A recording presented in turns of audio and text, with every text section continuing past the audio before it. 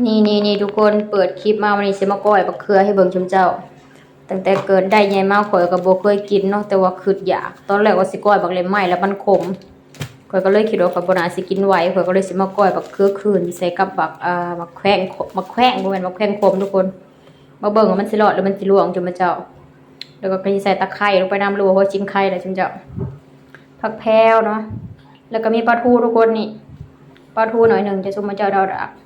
คืออยากของแซ่บทุกคนแต่บูสิกินอีหยังนะนี่จ้าทุกคนสีสันสิเป็นสีเลยทุกคนบ่ได้เสือเลือกแบบว่านี่ใส่น้ำปลาแดกลงไปทุกคนใส่บ่หลายอย่ามันเค็มเนาะใส่น้ำปลาแหลกแล้วก็ใส่อูมามิลงไปเลยทุกคนอูมามิก็คือผงชูรสจุ๊บเจ้า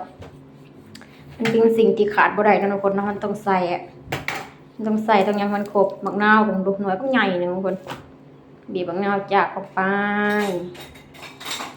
เอาคือบ่ใส่เป็นนัวจะเถื่อละคนใส่แล้วเป็นนัวนะโอ้ใส่เป็นนัวแล้วแต่ถึงละมั้งบ่เห็นทุกคนเลยคนจะบ่เจ้าคนมันเข้ากันไปลองเด้อทุกคนสูตรดิเด้อถ้าใครที่บ่เคยลองกินไปลองบ่เจ้าแซ่บเด้ขี้ข่ายอารมณ์แบบขี้ข่ายเฮากินลาบเผาทุกคนมันหอมผักแพรว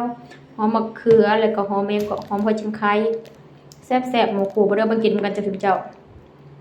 ใครที่บ่เคยลองสูตรอยากให้เปิดใจเด้อทุกคนเด้อ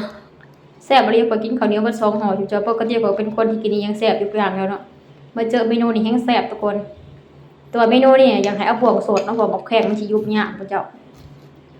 บอกแขกมันสิยุบยากจักหน่อยทุกคนต้องเอาบวงสดมันสิหอมหัวสิงไข่แล้วก็หอมแบบเครื่องที่เฮาใส่สิทุกคนเลยพอไปขวัญยังน้ำลายแตกอยู่เนาะพอค่อยซื้อมะเขือเหลืองมาเลยแล้วบ่ฮู้สิเฮ็ดกินหยังก็เลยก้อยเนาะปกติเห็นแต่เขาสุปกินนะบ่สุปใส่แบบสุปใส่ยังแบบสุปผักแต่เฮาบ่มีผักครบเฮาก็เลยก้อยจะมาเจ้าบ่ได้ทุกคนแซ่บๆสุดยอดพาไปนำคือน้ำลายไปน